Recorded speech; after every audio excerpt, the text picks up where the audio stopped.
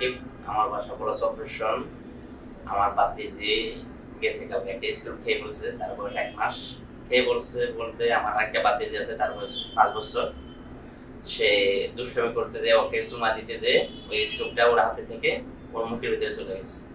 ওর মুখের ভিতরে যাওয়ার পরে আমরা জরুরিভাবে আমাদের ভোলা উপজেলা অপারেশন ইয়াতে প্রাইভেট ক্লিনিকে নিয়ে গেছিলাম। ক্লিনিকে নেওয়ার পরে ডাক্তার রুলাম স্যারে এটা এক্সরে করে দেখছে। এক্সরে করে দেখে কি এটা ফ্যাটের মানে গলা দিয়ে নেমে ফ্যাটের ভিতরে চলে আসে।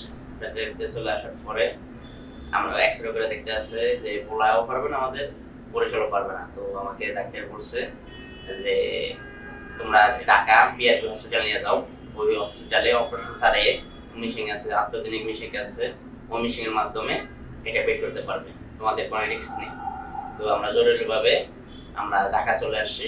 আসার পরে এদিকে ইমার্জেন্সিতে বলার সাথে সাথে তারা ডাক্তারের সাথে কথা বলছে। যোগাযোগ করার পরে ডাক্তারে আবার এইদিকে এসে এক্সরে করছে। এক্সরে করে দেখে কি এরা ঠিক আছে, লাইনে আছে। তো রাত্রের সময় ছোটার জন্য অনেক ডক্টর ছিল না, তার জন্য বলছে আমাদেরকে সকাল 8টা বাজে আসতে। সকাল 8টা বাজে আসার পরে আমরা সকলে এয়ার প্রসেসিং শেষ করার পরে তারা ইয়েতে নিয়ে গেছে, অপারেশন থিয়েটারে নিয়ে গেছে। নেওয়ার পরে এন্ডোস্কোপি মেশিন দিয়ে বের করছে। আলহামদুলিল্লাহ আমার বাচ্চা শ্বশুর আছে, নাটকে বের করার জন্য তাদের ডাক্তাররা অনেক কষ্ট করছে, তাদের প্রতি আমরা কৃতজ্ঞতা। আর বিআরবি হসপিটালের প্রতিও কৃতজ্ঞতা। অনেক কষ্টের পরে আমার বাচ্চা এখন বর্তমানে আলহামদুলিল্লাহ অনেকটা ভালো আছে।